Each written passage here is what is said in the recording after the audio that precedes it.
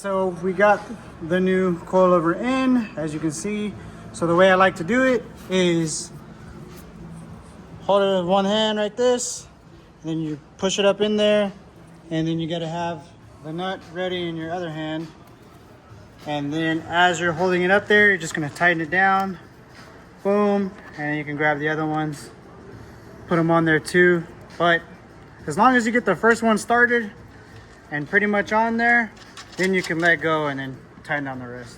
All right, so I'd like to put a little bit of this blue Loctite on the threads down there. It's kind of hard to see, but just a little bit, so that when we put the nut on, it doesn't want to have the tendency to work itself back loose. Even though we tighten it and torque it to spec, weird things happen, especially when going to the track. You're heating up the car to crazy temperatures. So all right, so as everybody knows, putting them back on is pretty much the opposite of removal. So we're just gonna go ahead and tighten them down now. So I'm just gonna get this nice and snug, and then I'm gonna bust out the torque specs so we can know exactly where we need to be. And since Reaction, I think that's the name of it, Reaction Coilovers, they didn't provide us with any torque specs, but that's okay because we'll just use the torque specs from the factory car. So let me get that going. All right, so as you guys can see, here's some of the symbols here, but our main focus is going to be this little wrench right here, pretty much, because we are focusing on foot-pounds, because obviously we're here in the US, so we use a standard system, I guess. I'd rather use metric, but hey, that's America for you. So when you see the numbers that needs to be torqued, we're focusing on this wrench, which is like the white outside with the black background, not the opposite. And as you can see, this first number right here is Newton meters, and then that is kg, and then this is foot-pounds. So this number right here to the far right of the end of the parentheses, that's what we're focusing on. All right, so those 3 nuts on the top of the strut, looks like we're going to tighten it down to 28 foot-pounds.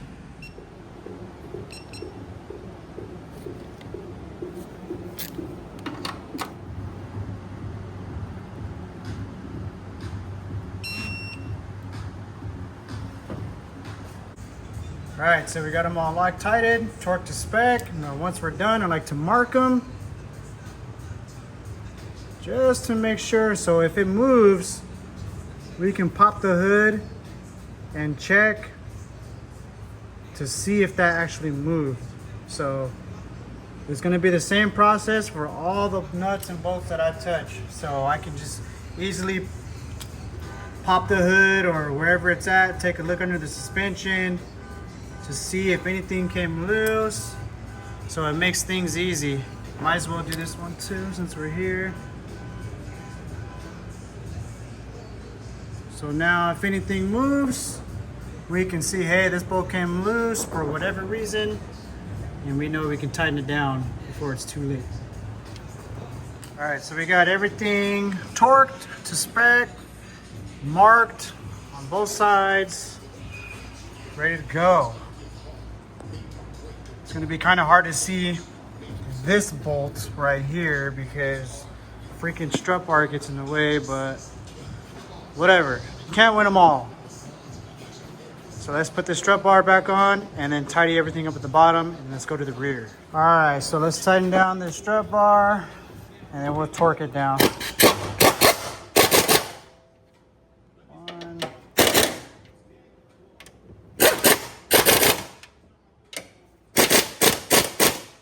All right, so it looks like these bolts right here are going to be 33 foot-pounds.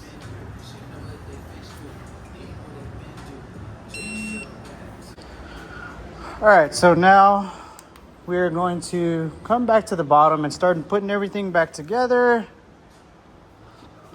So what we're going to do is swing this up, connect the bolt to there, then we'll pop this guy in like how we did before.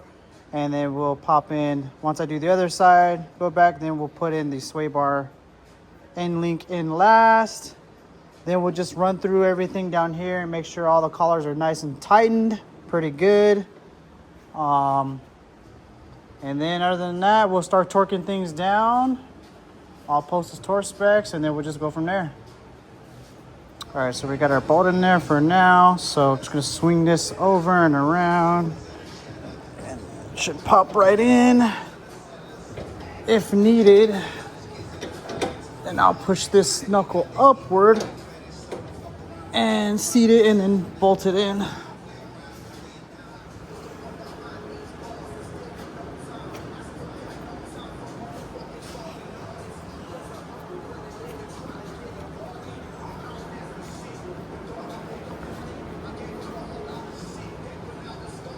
Okay, going in nice and smooth.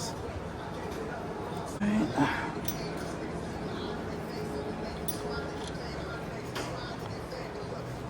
All right, seems like we're maxed out.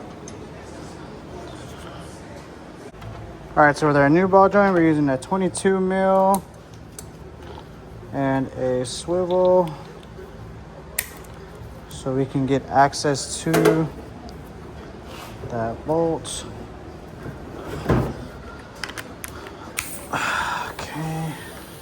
All right, so let's go ahead and tighten it down.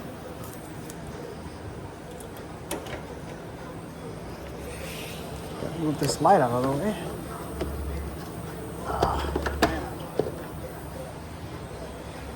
Okay.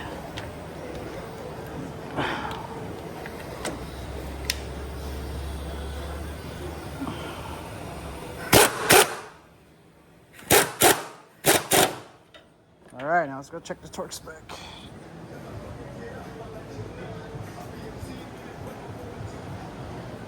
All right, so we need to find out the torque spec for the ball joint. So as you can see, here's your control arm, aka transverse link, and you follow this guy up and there's the nut right there. So it looks like we're torquing down to 70 foot-pounds.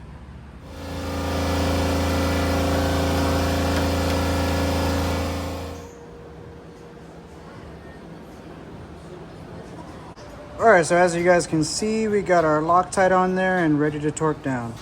So it's 17, can't remember. Yes, 17. So we're gonna hold it from the backside with the wrench. Then we're gonna get our small gun, or 3/8 size gun. Put a 17 mil socket.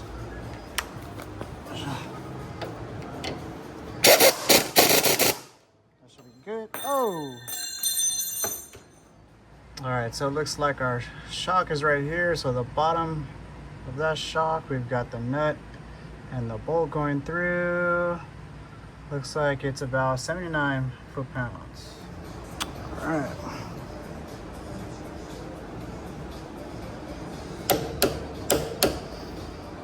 All right, so next bolt that we're torquing down is going to be the one from the control arm to the subframe.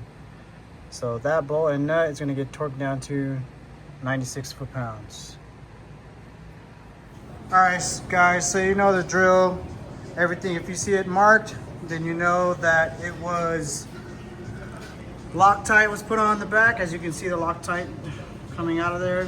It was torqued to spec and marked for a reason. So now we're just going to move on to the next piece. All right, next we'll be reinstalling the sway bar end link. So it should just pop right in.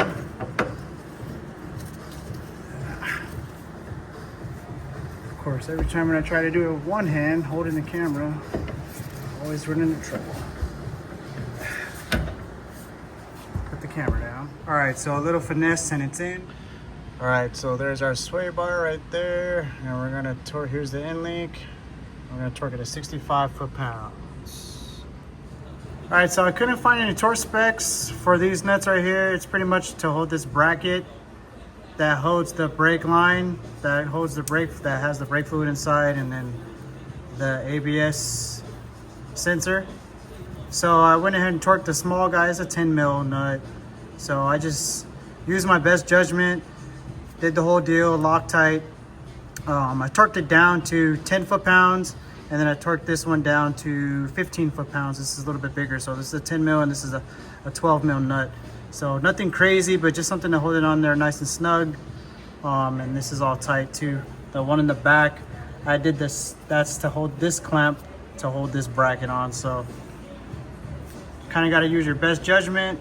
So I just did 10 foot-pounds on this one, and then 12 or 15, I'm sorry, on that one. All right, so last piece of the puzzle for the front.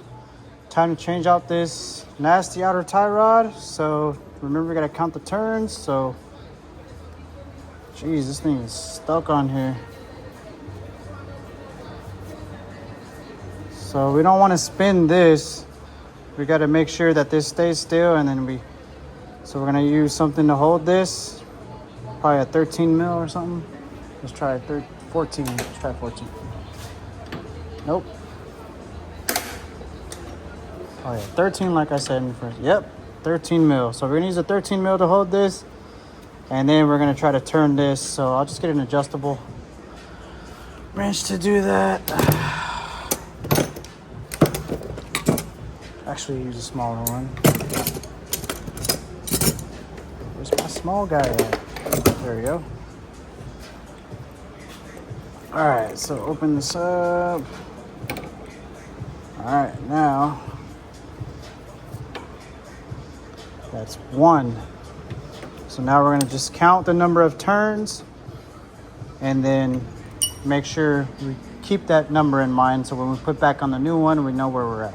All right, so 17 turns is the number. So let's go ahead and write that on here just in case we forget. All right, so we got 17 turns on this. And where's our new one at? Okay, right here. So we just wanna look at this and make sure. The best way to do it is to measure it out, but since this is a factory outer tie rod, I'm sure it's the same measurement as the newer one. So measure it up to about the same. So we're gonna go ahead and spin this on 17 turns. And when we do that, it should actually end where this nut is at. So I'll spin it on 17 turns and hopefully end right there. That way we're close to our number where we wanna be. So when we do the alignment, we're not way off and adjusting this tie rod, this inner tie rod. So, but first I want to clean this off a little bit because I don't like how this looks. It's all rusted. That's why it was kind of hard to break loose. And put some anti-seize into here so we can prevent as much corrosion getting in here, because this is exposed to the elements. So you'll get corrosion in here. And then sometimes when you're actually doing your alignment and you're adjusting this, basically you're fighting against it sometimes when it doesn't want to break loose. So if we can put some anti-seize to prevent future problems for the next alignment guy that does alignment. All right, so I'm just gonna get some rust penetrant. Spray this guy down.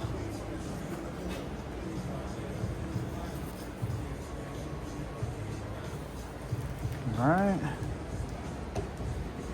I'm gonna take my wire brush and just clean this off.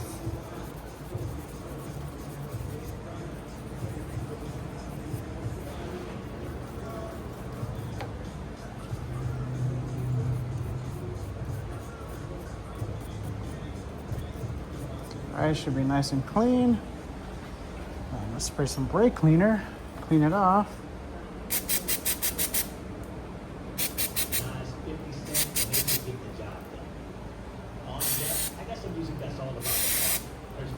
All right, now we're gonna dry it off with the air.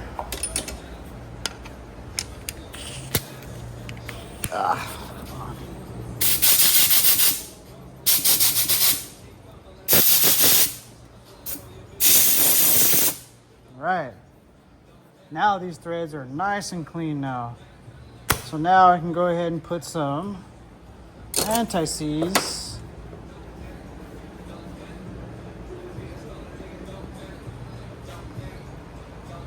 Beautiful, look at that. Now, when we do our alignment, we're breezing through that alignment now. It sucks to try to fight to break these loose when you're on the alignment machine, because you get cramped up on those platforms. You don't have enough room to get a lot of leverage to pull down or even push up. So what I like to do is break them loose. If I'm working on the car already before I do an alignment, I like to break it loose on the 2-post lift first, because you have literally all this room to pull down. So if you need to break something loose, literally you can just pull it down right here and you have nothing in the way. But it sucks when you don't do any work on it and then you have to do the alignment and break this loose on the alignment machine if it's rusted and corroded. 15, 16, 17, bam, that's it. So we stopped right about there, which is perfect. All right, so I'm just gonna go ahead and leave these loose, hand tight. So when we do our, you know what, I'll probably tighten it up because I need to test drive the car to settle it.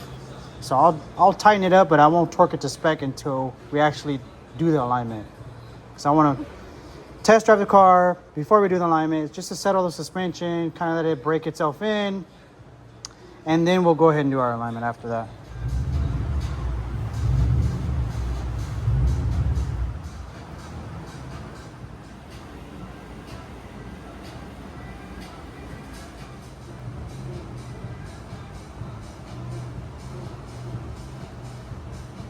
All right, so our outer tie rod in, we're going to be torquing it down to 25.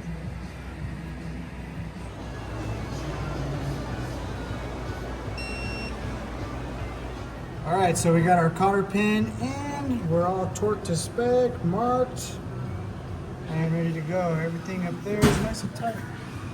And this side looks good. Let me grab the light. This side looks good. Everything's in place. We are ready to go. All right.